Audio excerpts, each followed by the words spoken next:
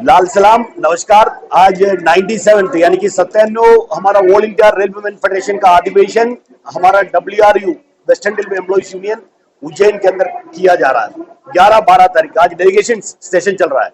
मैं इस माध्यम से कहना चाहता हूं, खास करके हमारा ऑल इंडिया रेलवे फेडरेशन का आदरणीय महामंत्री है कॉमरेड शिवपाल मिश्रा जी, वो जिस प्रकार से इस कोविड के कार्यकाल में काम किए हैं, वो कोविड के काम में मुझे ऐसा लगता है कि एक दिन भी उन्होंने आराम नहीं किए।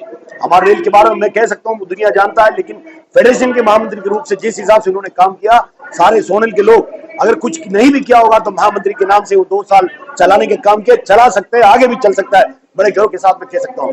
लेकिन आज इस अधिवेशन इस कोविड के बाद में सारे खुले रूप में कराने का मकसद ये है, आपको पता है कि बहुत सारे ऐसे इश्यूज है रेल में।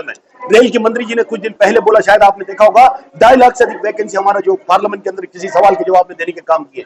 पूरी सेफ्टी कैटेगरी के अंदर वैकेंसी है। ट्रैकमैन को ट्रांसफर नहीं, रेल मंत्रालय कहता है कि यहां से बाहर ट्रांसफर करो, स्पाउस ग्राउंड में ट्रांसफर करो, ट्रैकमैन को वर्कशॉप में भेजना चाहिए, ट्रैकमैन को किसी पॉइंट्समैन बनाना चाहिए, जो जितने भी नियम तय जहाज भेजना, लेकिन 10% के ऊपर वैकेंसी के कारण ट्रैकमैन को किया नहीं जा सकता है। पॉइंट्समैन की ऐसी हालत है, स्टेशन मास्टर की ऐसी हालत है, रनिंग स्टाफ की ऐसी हालत है, CNW की ऐसी हालत है, कारखाने की ऐसी हालत है, काशट की ऐसी हालत है, मिनिस्ट्रियल के अकाउंट्स की, स्टोर्स की, हेल्थ की, ऐसी कोई विभाग नहीं जिसकी ऐसी हालत नहीं। मैं आपको कहना चाहता हूं, इसलिए सबसे पहले सबसे प्राथमिक ऑल इंडिया रेलवे फेडरेशन के महामंत्री ने यह निर्णय किया, जो वैकेंसी है इस वैकेंसी को भरने की जरूरत है। अगर इतनी वैकेंसी भरा जाएगा, हमारे देश के अंदर, हमारे भारत के अंदर जितने करोड़ नौजवान साथी जिसको बेरोजगार है, लिख के पढ़ने के बाद जिसको नौकरी नहीं मिल रहा है, उसको नौकरी मिलेगा। साथ साथ में हमारे रेल के कर्मचारी, साथ आदमी का ये कर्मचारी जो काम करने के काम करते हैं वैकेंसी के कारण, उनको भी सहूलियत मिलेगा। आज आप देखा होगा कुछ महीनों के अंदर भारतीय रेल के अंदर दुर्घटनाएं हो रहा है, गाड़ी गिर रहा है, पटरी टूट रहा है, आग लग रहा है। उसके कारण क्या है, हम विचार करने की जरूरत है। वो इसलिए है क्योंकि हमारे कर्मचारी की संख्या क्या कम है, वो इसलिए है हमारे कर्मचारी के ऊपर लोड ज्यादा है, उसके ऊपर विचार करने की जरूरत है। फेडरेशन ने फैसला किया न्यू पेंशन स्कीम के ऊपर लड़ाई करेगा। फेडरेशन ने लड़ाई की है, बहुत बार लड़ाई करने के बाद बहुत सारे सुधार लाए, लेकिन मिनिमम गारंटीड पेंशन की जो सवाल है वो अभी तक कर नहीं पाया। एक्ट अप्रेंटिस के बच्चे, जितने सारे एक्ट अप्रेंटिस करने के बाद, रेल के अंदर ट्रेनिंग लेने के बाद, रेल के काम को जानने के बाद, भारतीय रेल उसको नौकरी करना देना नहीं चाहता था। उसके बारे में अगर कोई बीच में बात किया होगा, ऑल इंडिया रेलवे की जनरल सेक्रेटरी ने बार CEO से लेके रेल मंत्री से लेके सब बात करने के काम किए। आज भी कहीं तक उनको लेने की बात हो रहा है। हम लोग पूरी की पूरी ताकत लगा देना चाहिए। मैं आपको कहता हूं, रनिंग साहब की मामला, रनिंग साहब की जो हालत, रनिंग साहब की बात को लेके, उस बात को भी, उनकी इनकम टैक्स, उनके TA का जो भाग है उसको कम करने की बात, जो इनकम टैक्स का करना चाहिए था, उसकी बात को भी लेके महामंत्री जी आगे चलने का काम करते हैं। मैं आपको कहता हूं, किसी भी ट्रेन मैनेजर बनाने के काम किए, डेजिग्नेशन बदलने के काम किए, महामंत्री जी ने किए। मैं कहता हूं, हमारा एक डिमांड है रनिंग साहब की। हमने महामंत्री जी से बात किया था, उन्होंने NCM JC के अंदर भी, DC के अंदर भी इस बात को रखने का काम किए। हमारा ट्रेन मैनेजर, हमारा लोको पायलट, जो राजधानी के अंदर जो लोको पायलट पे काम करने वाला, मेल पे काम करने वाला, ट्रेन मैनेजर मेल पे काम करने वाला, उनको 4600 करने की बात उन्होंने की है। उस बात को भी उन्होंने सामने रखने का काम किए। ऐसे कोई विषय नहीं जहां रखने का काम नहीं किए।